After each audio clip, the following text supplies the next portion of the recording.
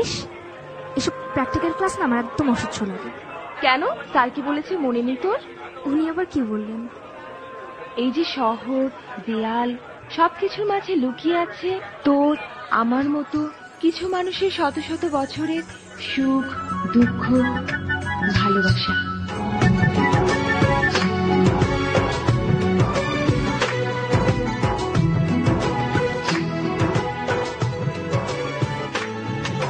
তোমাকে খুঁজে পাই ওই নীল আকাশে, তাই যে খুঁজে ওই মিষ্টি বাতাসে।